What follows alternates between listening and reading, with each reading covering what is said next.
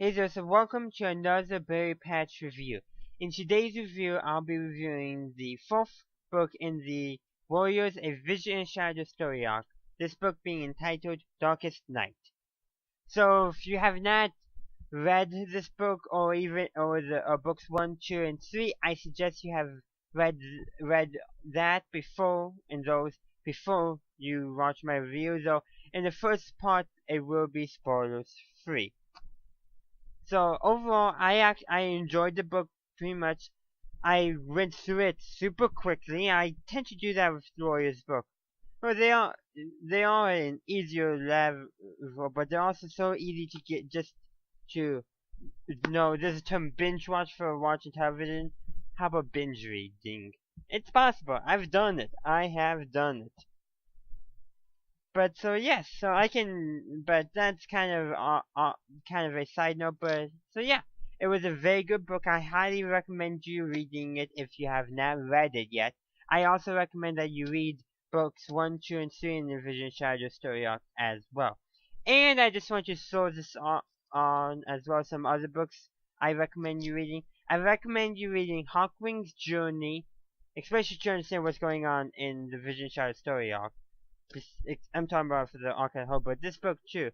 Hawkwing's Journey is good to understand. Also, Tigerheart's Shadow, not as imperative, but it does its starting point is in this book, so I suggest it's a good idea to read it, but you don't have to read it. That one's more like you can read it whenever you want. Doesn't give too much away about what's going on in here, but it does give away a little, so I may suggest reading that one after you read this book. Also Skykin's Destiny and it's not Tiger.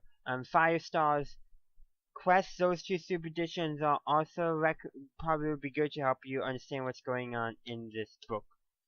Those are the specific ones. There was a one novella, Cloud Stars Journey. That's probably actually another good novella to read. They're ebook novellas, but sometimes you can get them into like the library in books of 3. You can check that on your own. So those are probably the stories that are good for you to know, but I just want to say all the books are good to know because there's lots of connections to other books and all that's in the Warriors series that is good to know. Good to know. But so yes, that's going to conclude my spoiler-free section of my review. So now on to the more spoiled area. Okay, I hope I gave you enough time to turn away. This is your last call. Turn away now if you don't want to be spoiled.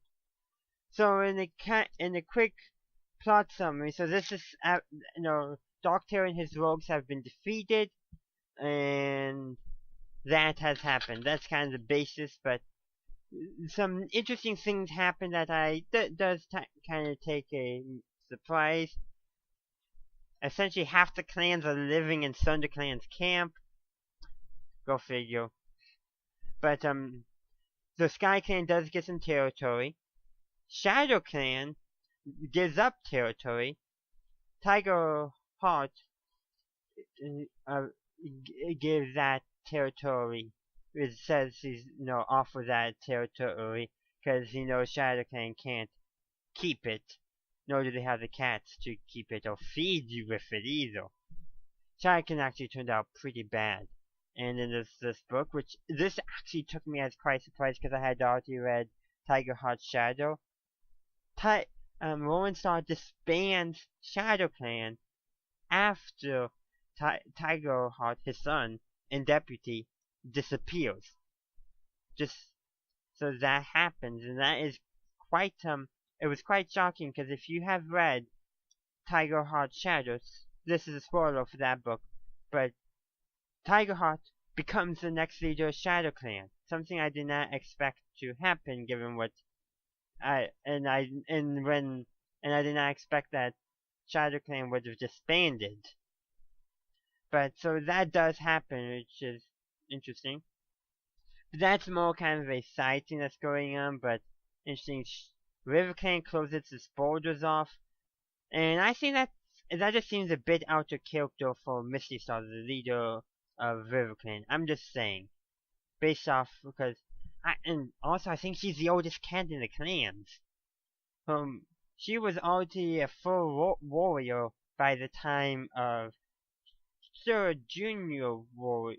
You know, she was born when Blue Star was a deputy, which was way before the first Warriors book, so that's quite impressive, and that she's in the most recent one still alive somehow. Hmm. Because a lot of leaders younger than her have gone and went, but that happens, I guess, somehow. Must be the diet of fish, but that's kind of the side point. But I do still think it's out of her character, but given what happened to River Clan, maybe it makes some sense, but hard to say for sure about all that stuff. But yeah, so I'm trying to remember any other kind of things before I get into the stuff that is affecting the main characters in the series. Um, not too much. Oh, just one, and so I'm going to tell you one other thing about Shadow Clan that won't do good until I talk about the more main characters. So River Clan, not River Clan, Sky Clan does get a new camp, of course, because they get territory from Shadow Clan. They set up a new camp, and then they settle there.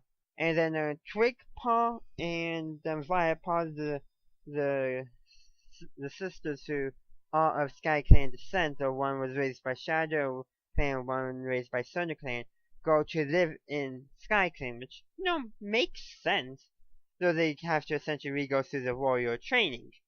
And at the very end of the book, they're going to get the warriors' names. But Twigpaw does not, because she decides that she won't fit in with Sky Clan and goes back to Thunder Clan. Which I did kind of surprise me, but at the same time made a little sense, because they showed her often showcasing the doubts she had about herself being in Sky Clan. That's the only reasons why she was decided to stay was pretty much because of her kin in Sky Clan. So yes, that was surprising, but not too surprising. What was most surprising was that Sky Clan sent a patrol all the way back to the old home in the gorge in order to find any clan mates left behind. And they did, of course. They find their medicine cat's first apprentice, and they find their other medicine cat apprentice. So they get a medicine cat and medicine cat apprentice when they get back, but because of what Shadow Clan did, they end up with 3 medicine cats, just like Thunder Clan. Of course, but it doesn't last if you've read Tiger Heart's Shadow. And then and River Clan has 2 at this point, and Wind Clan has 1. Still better than none. But so yeah, that was neat. We got to see kind of what happens. Barley's still alive somehow, the farm cat from the old territory, still apparently living in the same farm, I believe. So yeah, somehow. Still remains living in the same farm, of course, but kind of a nicer connection to the old territories. And speaking of the old territories, when I was reading this book, I was trying to say, what cat? I've been doing this often in the Revision of Shadows. What cats are still left that actually remember the old forest territories? And in fact, I'd be willing to share who I think. You got Bramble Star, Squirrelfly, Leaf Pool, Dragonfur, Clouter, Brightheart, Stoneclaw, and I think Whitewing, and maybe Butchfall, maybe, I don't remember, and then Greystripe. Cinderheart might have some memories. You have to have read Ominous Starstones in that.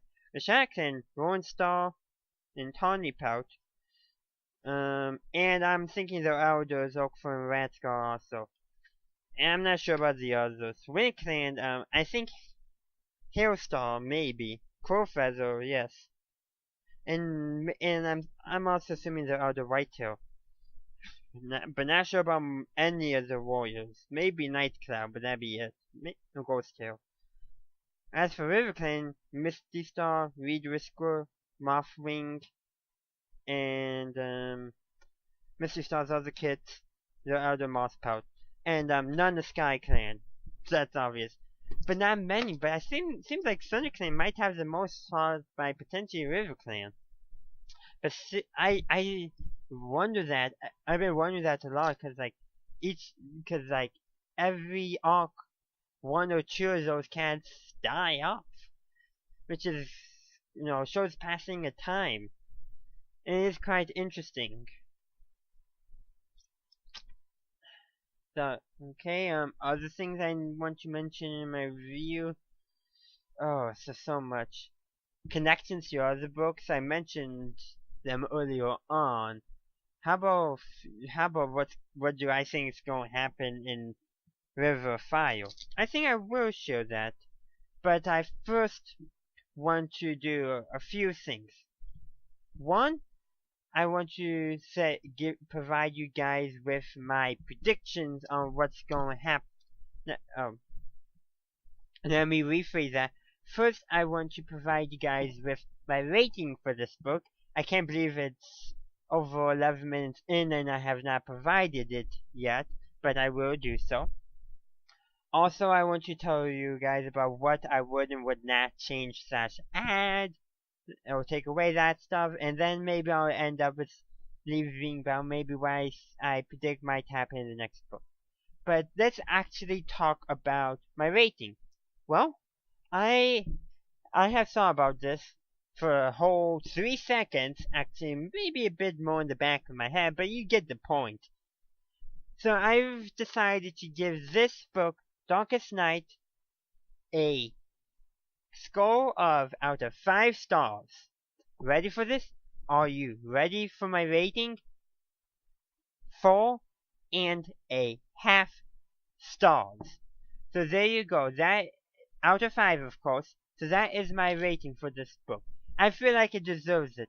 The only reason I didn't give it a full 5 stars or even 4.25, I mean 3/4.